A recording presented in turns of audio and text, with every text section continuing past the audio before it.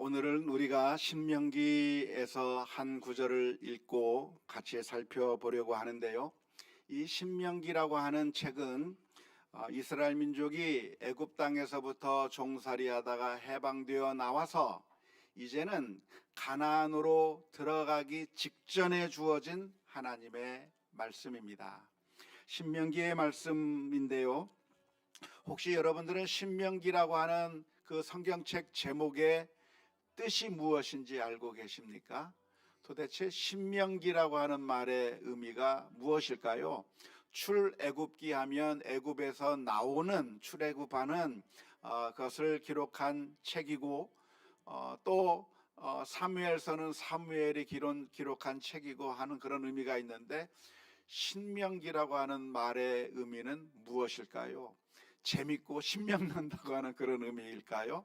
한자 말을 한번 살펴보았으면 좋겠는데요. 신명기라고 하는 말은 되풀이할 신자에다가 명령명 기록기, 다시 말하자면 되풀이해서 명령해 주신 그 말씀을 기록한 책이라고 하는 의미입니다. 영어로서는 Deuteronomy라고 하는데 Deutero라고 하는 것은 두 번째라고 하는 말이고 nom이라고 하는 것은 법칙, 계명, 율법 이런 것이니까 두 번째 계명이라고 하는 그런 의미의 뜻이 신명기라고 할 수 있겠습니다. 그러니까 신명기가 다시 들려주시는 하나님의 계명, 되풀이해서 들려주시는 하나님의 계명이라고 하는 그런 의미라고 할 수가 있겠는데요. 그렇다고 한다면 두 번째 주어진 말씀이 있다고 한다면 먼저 주어진 첫 번째 계명이 있을 거 아닙니까? 그 첫 번째 계명, 첫 번째 법은 무엇일까요? 그건 바로 출애굽기, 레위기, 민수기의 말씀들이라고 할 수가 있겠습니다. 우리가 성경 말씀 출애굽기, 레위기, 민수기의 말씀을 보면 하나님의 법칙들이, 계명들이 아주 자세하게 기록되어 있는 것을 알 수가 있습니다. 하나님께서 이 말씀을 주셨는데 다시 또 반복해서, 이미 하나님께서 말씀을 주셨지만 한 번 더 반복해서 주시는 말씀이 신명기의 말씀입니다. 따라서 이 신명기의 말씀은 반복된 내용이 들어있는 것이죠. 예를 들자면 출애굽기 20장에 10계명이 있는데 이미 하나님께서는 출애굽기에서 10계명의 말씀을 허락해 주셨는데 신명기 몇 장이죠? 5장에 가면 다시 출애굽 10계명의 말씀이 또 기록되어 있는 겁니다. 예전에 한번 명령해 주셨는데 그 한번 명령해 주신 것으로 끝나지 않고 다시 신명기에서 또 말씀해 주고 계시는 것이죠. 한번 말한 것으로 끝나는 것이 아니라 또 한 번 말씀해 주신 것이 신명기의 말씀이라고 할 수가 있겠는데요. 이렇게 이미 주어진 말씀인데 한 번 더 말씀해 주시는 그 이유가 어디에 있겠습니까? 그것은 중요하기 때문입니다. 중요한 것은 아무래도 또 당부하고 또 당부할 수밖에 없는 것이잖아요. 반복해야 하는 것이고 그렇게 반복해서 강조해야 배울 수 있는 것이고, 사실 교육이라고 하는 것은 무엇입니까? 이미 알려주고 끝내버리는 것이 아니라 또 알려주고 또 알려주고 또 반복해서 숙달해서 자신의 몸에 익숙해지도록, 자신의 삶에 완전히 착색이 되도록 만들어주는 것이 교육이라고 할 수 있을 것인데, 이 신명기의 말씀은 이미 하나님께서 말씀해 주셨지만 그러나 다시 한번 강조하고 있는 것입니다. 그런데 이 강조하는 이유가 무엇입니까? 이제는 그 상황이 조금 달라졌기 때문에 그렇습니다. 출애굽기서나 레위기, 민수기의 말씀은 어쩌면 이스라엘 민족이 애굽 땅에서부터 나와가지고 첫 부분에 처음에 들려주시는 하나님의 말씀이었어요. 그런데 이제 이스라엘 민족이 광야에서 40년 동안 지내다가 이제는 가나안 땅으로 들어갈 순간이 된 겁니다. 이제는 조금 있으면 가나안 땅으로 들어갈 때가 된 것입니다. 바로 그 가나안 땅으로 들어가기 직전에 하나님께서는 다시 한번 모세를 통해서 이 말씀을 해주고 계시는 것이죠. 신명기 3장에 보면 하나님께서 이스라엘 민족에게 각 지파에 따라 땅을 분배해 주는 내용이 나옵니다. 아직 가나안 땅에 들어가지 않았지만 가나안 땅에 들어갈 것을 미리 예상하고 그것을 미리 예견하고 가나안 땅에 들어가게 되거들랑 각 지파에게 이 땅은 누구에게 주고 이 땅은 누구에게 주고 하면서 땅을 어떻게 분배할 것인가에 대해서 분배하는 내용이 나오고 있는 것인데요. 그런 상황 속에서 이제는 가나안 땅에 들어가기 직전에 있는 이스라엘 민족에게 주신 말씀이 신명기의 말씀이라고 할 수가 있겠습니다. 그런 상황 속에서 모세를 통해서 하나님께서는 이스라엘 민족에게 들려주신 말씀이 바로 신명기 4장 9절의 말씀인데요. 이 말씀을 통해서 하나님께서 해주시는 말씀이 무엇이냐면 오직 너는 스스로 삼가서 내 마음을 힘써 지키라고 말씀해 주셨습니다. 내 마음을 힘써 지키라. 오직 너희는 스스로 삼가서, 삼간다고 하는 말의 의미가 무엇이죠? 삼간다고 하는 것은 조심한다는 겁니다. 함부로 행동하지 않고 정말 신중하게 조심하게 행동한다고 하는 것인데요. 우리가 정말 신중하게 조심해서 어떻게 해야 된다? 우리들의 마음을 지켜야 된다라고 말씀해 주고 계시는 것입니다. 하나님께서 들려주시는 말씀이 여러분은 재산을 잘 지켜야 됩니다라고 말씀해 주지 않고 여러분들의 건강을 잘 지켜야 됩니다라고 건강에 대해서 이야기한 것이 아니고 여러분의 영토를 잘 지켜야 된다, 여러분의 가족을 잘 지켜야 된다, 그런 것들에 대해서 말씀해 주신 것이 아니라 하나님께서 우리들에게 들려주시고자 하시는 말씀, 아니 그 옛날 이스라엘 민족 가나안 땅에 들어가기에 앞서 있는 바로 그 상황에 있는 이스라엘 민족에게 들려주시는 하나님의 말씀이 무엇이냐면 너희들의 마음을 지켜라 라고 말씀해 주고 계시는 거죠. 우리가 지켜야 될 것 가운데서 정말 중요한 것이 무엇인가? 그게 바로 우리들의 마음을 지키는 것이 정말 중요하기 때문에 너희들의 마음을 지키라고 말씀해 주고 계시는 것입니다. 하나님께서 우리로 하여금 이 말씀은 이스라엘 민족에게 주신 말씀이기도 하지만 오늘날 성경 말씀을 읽는 우리들에게도 주시는 하나님의 말씀일 거라고 생각이 드는데요. 하나님께서 우리들에게 마음을 지키라고 말씀해 주시는 이유가 무엇이겠습니까? 그것은 바로 이 마음이 제일 중요하기 때문인 것이고 정말 소중하기 때문인 것이고 더 나아가서 너희의 마음을 지키라고 말씀하신 이유가 무엇이냐면 이 마음을 제대로 잘 지키지 아니하면 쉽게 빼앗길 수 있기 때문에 그렇습니다. 그래서 잘 지켜야 되는 것이죠. 여러분은 어렸을 때 이런 얘기 안 들어보셨습니까? 예전에 기차를 타고 서울에 올라가려고 하면 저희 할머니께서 뭐라고 말씀하시냐면 손 밖으로 내밀지 말고 손 안에 꼭 집어넣고 있어라 그랬어요. 왜 그랬죠? 손 밖에 내밀고 있으면 시계에 누가 채간다, 잘 지켜라 그러면서 그렇게 우리 할머니가 얘기해 줬던 것이 생각이 납니다. 그런데 이런 것들을 빼앗기는 것보다, 재산을 빼앗기는 것보다, 그 어떤 것을 빼앗기는 것보다 우리가 빼앗기기 가장 쉬운 것이 무엇인가? 우리들의 마음을 빼앗기기가 쉽기 때문에 하나님께서는 우리를 향해서 들려주시는 말씀이 너희의 마음을 잘 지키라고 말씀해 주고 계시는 것입니다. 뿐만 아니라 이 마음이라고 하는 것은 이 세상에서 가장 중요한 것이고 소중한 것이기 때문에 이것을 지키라고 말씀해 주고 계시는 것이죠.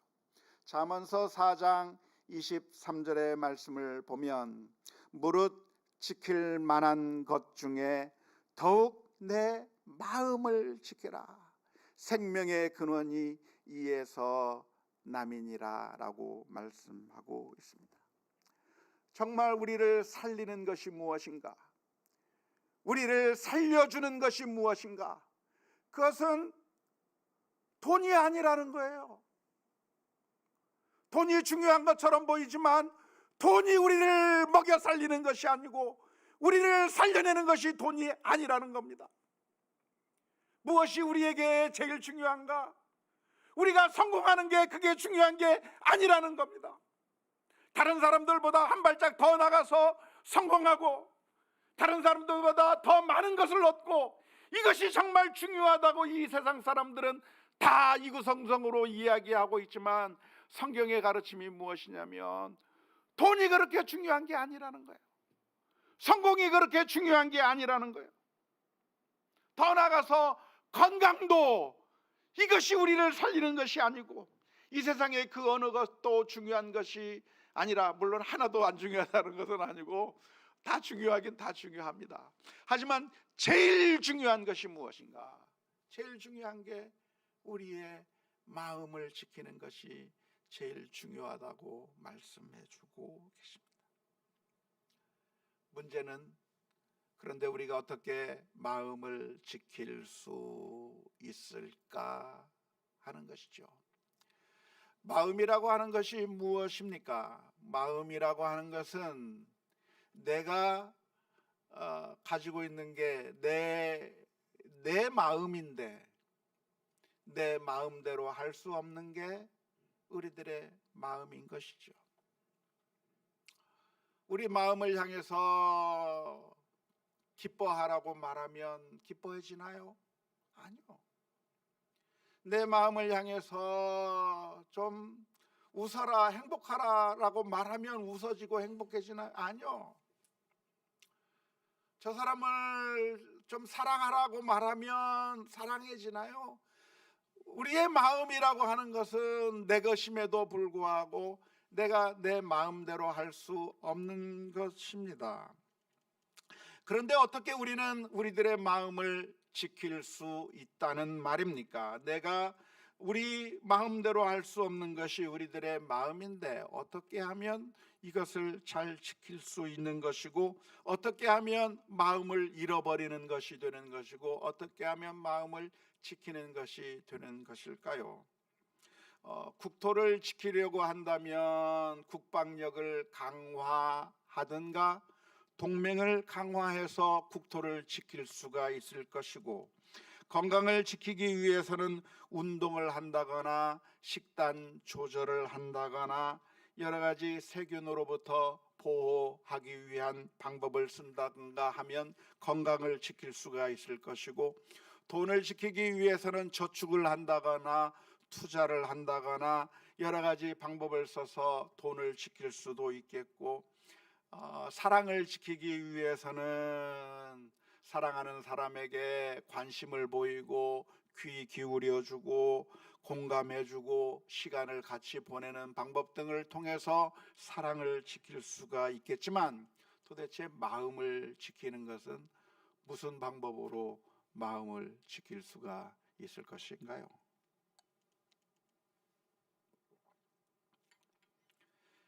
신명기 4장 9절의 말씀을 다시 한번 보면 오직 너는 스스로 삼가며 내 마음을 힘써 지키라. 그리하여 내가 눈으로 본 그 일을 잊어버리지 말라. 내가 생존하는 날 동안에 그 일들이 내 마음에서 떠나지 않도록 조심하라. 너는 그 일들을 내 아들들과 내 손자들에게 알게 하라고 기록하고 있습니다. 그냥 밋밋하게 새까만 글자로만 써놓으니까 잘 파악하기가 어려운데요. 한번 칼라를 입혀서 한번 봤으면 좋겠습니다. 오직 너는 스스로 삼가며 내 마음을 지켜라. 그런데 그 마음을 지키는 것이 무엇이겠습니까? 다음 구절은 반복되는 것이면서 그 마음을 지키는 것을 설명해 주는 그런 말씀이기도 합니다. 그리하여 내가 눈으로 본 그 일을 잊어버리지 말라. 내가 생존하는 날 동안에 그 일들이 내 마음에서 떠나지 않도록 조심하라고 말씀하고 있습니다. 마음을 지키는 것은 어떻게 하는 것인가? 그것을 다른 말로 표현하면 잊어버리지 않는 것입니다. 내 마음에서 떠나지 않게 하는 것입니다. 지금까지 눈으로 보았던 그 일들을 망각해버리지 말라는 겁니다. 다시 생각하고 또 생각하고 또 기억해내라고 하는 겁니다. 아, 그랬지, 옛날에 그랬지, 아, 이런 일이 있었지, 과거에 있었던 일들을 또 생각하고 또 생각하고 또 생각해서 반복해서 생각하고 기억해내라고 하는 것입니다. 눈으로 보았던 그 일이 무엇입니까? 이스라엘 민족은 지금까지 하나님의 엄청난 은혜 가운데 있었습니다. 하나님께서 이스라엘 민족, 종살이하던 이스라엘 민족, 바로왕의 명령에 따라서 아들을 낳으면 나일강에 던져야만 했던 그 비참한 상태 가운데서 하나님께서는 10가지 재앙으로 이 애굽 나라를 징계하시고 이스라엘 민족으로 하여금 정말 감격스러운 해방을 맞이하게 만들어 주셨어요. 홍해 바다 앞에서 홍해가 갈라지는 그 엄청난 기적을 체험하게 하셨어요. 만나와 메추라기를 내려주시고 또 반석에서 물을 내시며 또한 적군과 만나면 승리하게 만들어주시는 하나님의 엄청난 기적의 역사들을 지금까지 체험해 왔던 것이죠. 내 마음을 지키라고 하는 것은 무엇이냐면 하나님께서 지금까지 그렇게 보여주셨던 엄청난 기적들, 엄청난 사랑들, 하나님의 은혜를 다시 한번 기억하고 또 기억하고 기억하는 것이 마음을 지키는 것입니다. 하나님께서 우리로 하여금 마음을 지키라고 말씀하시는 이유가 무엇이냐면 우리는 이러한 것들을 금세 잊어버릴 수 있기 때문에 그렇습니다. 불과 얼마 전에 베풀어 주셨던 하나님의 은혜와 사랑을 금방 망각해 버리기 때문에 그렇습니다. 언제 잊어버리죠? 힘들고 어려운 일을 만나면 잊어버리는 것이죠. 지금까지 우리들의 경험도 그렇지 않습니까? 우리가 살아오면서 수많은 사람들과 관계하면서 지내오는데요, 내가 사랑을 베풀고 내가 좋은 일을 많이 대해주고 정말 좋은 관계 속에서 지내왔는데, 근데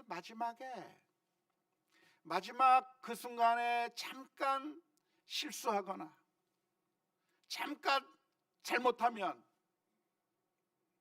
지금까지 해줬던 모든 것들은 다 물거품이 됩니다. 정말 힘들고 어려운 사람을 불쌍히 여겨서 도와주고, 그래서 그 사람에게 많은 사랑을 베풀고 많은 은혜를 베풀고 그렇게 해서 좋은 관계 가운데 있어 왔는데, 그런데 시간이 지나다가 조그마한 일 하나로 다투어 버리면 지금까지 베풀어 주었던 모든 사랑과 은혜 다 망각해 버리는 것이죠. 철천지 원수가 돼 버리는 것이죠. 그게 우리 인생들의 마음입니다. 우리는 언제 하나님의 은혜를 잊어버리는가? 어려운 일을 만날 때입니다. 힘들고 고통스러운 일을 만나게 되면 하나님께서 은혜를 베풀어 주셨다고 하는 사실을 망각해 버리는 것이죠. 그런데 마음을 지키는 것은 무엇인가? 그러한 상황 속에서도 지금까지 하나님께서 얼마나 나를 사랑해 주시고 은혜를 베풀어 주셨는가, 하나님의 선하시고 인자하심, 그 사랑이 많으신 것을 다시 한번 기억하는 것이 마음을 지키는 것입니다. 사람은 무엇을 보느냐에 따라, 무엇을 기억하느냐에 따라 사람의 마음은 달라집니다. 나쁜 것을 보고, 잘못된 것을 보고, 실패한 것을 보고, 부족한 것을 보면 우리는 이내 절망에 빠지기 쉽습니다. 하지만 하나님의 사랑의 손길을 기억해내고 하나님께서 얼마나 은혜를 베풀어 주셨는가, 지금까지 우리들의 발걸음을 어떻게 사랑으로 돌봐 주셨는가를 기억하면 힘들고 어려운 상황 속에서도 용기를 얻을 수 있는 것이죠. 안타깝게도 사탄은 우리로 하여금 무엇을 보게 하는가? 정말 좋은 모든 것들은 다 망각해 버리도록 유도하고, 정말 하찮은 조그마한 나쁜 것들, 좋지 않은 것들, 부정적인 것들만 바라보게 만드는 것이죠. 저는 지난 2달 동안 미국에서 보냈는데요. 모든 계획들이 좀 핀트가 좀 잘 안 맞았어요. 더울 줄 알고 아주 시원한 복장을 하고 이제 뉴욕에 갔는데 너무 추운 거예요. 18도, 16도 막 엄청 추웠습니다. 옷을 제대로 챙겨가지 않았는데 너무 추운 그 모습을 보고 우리 딸아이가 메이시 백화점에 탁 저희들을 데리고 들어가서 엄마 아빠 이러면 추워 그러면서 옷을 막 사주는데, 야, 참 언제 우리 아이가 이렇게 컸나 참 대견스럽기도 했습니다. 그래서 그 따뜻한 옷을 입으니까 좀 낫더라고요. 그래서 그 다음 주에 예배 드리러 갈 때는 야, 지난번에도 추웠으니까 이제 추우면 안 되지 하면서 옷을 또 잘 입고 시원한 옷은 하나도 안 가지고 갔어요. 그런데 뉴욕에 갔더니 이번에 엄청 더운 거예요. 정말 이렇게 내가 핀트를 못 맞추나. 그래서 뭐 하면은 다 핀트가 안 맞아요. 준비한 게 다 안 맞습니다. 그런데 그 기간이 그래서 정말 안 좋았느냐? 사실은 그렇지 않습니다. 망쳐버린 것이 아니라 그 기간이 너무나도 참 좋았던 기간이었고 쉼이 되었고 행복했던 기간이었고, 우리 딸들과 참 우리가 한국에 나오면서 고등학생 아이를 그냥 미국에 혼자 살게 내버려 두고, 큰 아이는 미국 대학에 입학해 있는 상태고 작은 아이는 고등학교에 들어가 있는 상태에 있는 그 아이를 혼자 내버려 두고 우리 부모들만 한국에 와버려서 참 미안하기도 하고 참 아쉽기도 하고 참 여러 가지 마음이 그랬는데, 그동안 사랑을 베풀지 못했던 것들을 사랑해 주면서 또 그 아이들이 우리들에게 사랑을 갚으려고 하는 그 모습을 보면서 얼마나 참 많은 위로가 되고 행복한 시간이었는지 모릅니다. 좋았던 것을 볼 수도 있고, 뭐가 안 맞는 것, 뭐가 문제가 있는 것, 그러면서 불만에 가득 차 있을 수도 있는 것이죠. 그런데 오늘 성경 말씀은 무슨 말씀을 하는가? 이스라엘 민족을 향해서 무슨 말씀을 하는가? 너희는 너희들의 마음을 지켜라 그래요. 너희들의 마음을 지켜라 하는 그 말씀이 무엇이냐면 하나님의 은혜와 사랑을 기억하라는 거예요. 지금까지 우리들을 향해서 베풀어 주었던 그 모든 것을 기억하라는 것이죠. 마치 우리 자녀들이 부모님의 사랑을 기억해야만 하는 것과 마찬가지입니다. 우리 자녀들이 부모님 밑에서 자라면서 얼마나 많은 사랑을 받아요. 먹여주고 재워주고 많은 사랑을, 부모로부터 희생적인 사랑을 받으면서 살면서도, 그런데 조그만 거 하나 자기가 원하는 거 들어주지 않으면 그거 안 들어준다고 울고 짜고 신경질 내고 방 안으로 들어가 버리고 문 닫아 버리고, 그런 모습을 보일 것이 아니라 정말 우리 부모님이 우리를 얼마나 사랑해 주는가를 늘 다시 한번 기억하고 또 기억하는 것이 옳은 것인 것처럼, 오늘 우리는 하나님의 은혜를 다시 한번 기억하는 것, 그것이 우리들의 마음을 지키는 것입니다. 성경에 보면 실패한 사람도 있고 성공한 사람도 있습니다.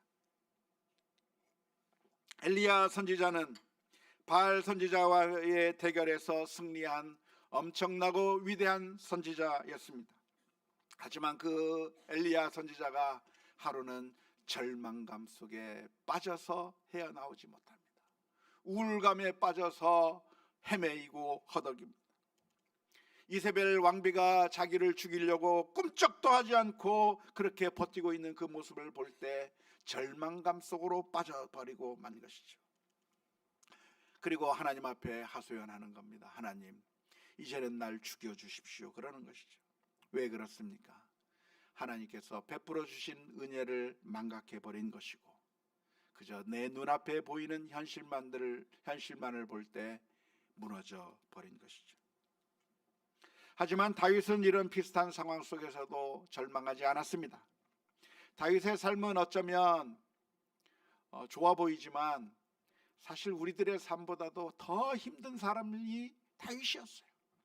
도망자의 삶을 살아야 했었고 일촉즉발의 죽음의 위협 가운데서 살아야만 했던 사람이 다윗이었고 미치광이 행세를 하면서 도굴 속에 들어가 살면서 정말 힘들고 고통스러운 삶을 살았던 사람이 바로 다윗이었어요. 아마 우리들의 삶과 다윗의 삶을 비교해 보라고 한다면 우리들의 삶이 100배 나요. 훨씬 더 나요. 다윗은 정말 엄청난 고난 가운데 있었던 사람이죠. 하지만 그 다윗은 그 현장 속에서 하나님의 사랑을 기억해낸 거예요. 시편 23편 4절의 말씀에 내가 사망의 음침한 골짜기로 다닐지라도 해를 두려워하지 않을 것은 주께서 나와 함께 하심이라. 주의 지팡이와 막대기가 나를 안위하시나이다. 하나님은 어떤 하나님이신가? 나를 도우셨던 하나님, 목자이셨던 하나님, 내 삶을 지금까지 인도해 주신 그 하나님이라고 하는 사실을 그 사망의 음침한 골짜기 속에서도 기억하면서 두려워하지 않는 것이죠. 우리들의 마음을 지키는 것은 무엇인가? 그 사망의 음침한 골짜기 속에서도 하나님의 놀라운 사랑을 다시 한번 기억하는 것입니다. 오늘은 맥주 감사 주일입니다. 오늘날의 농사를 짓는 분들은 거의 없고 우리 가운데는 거의 없는데요.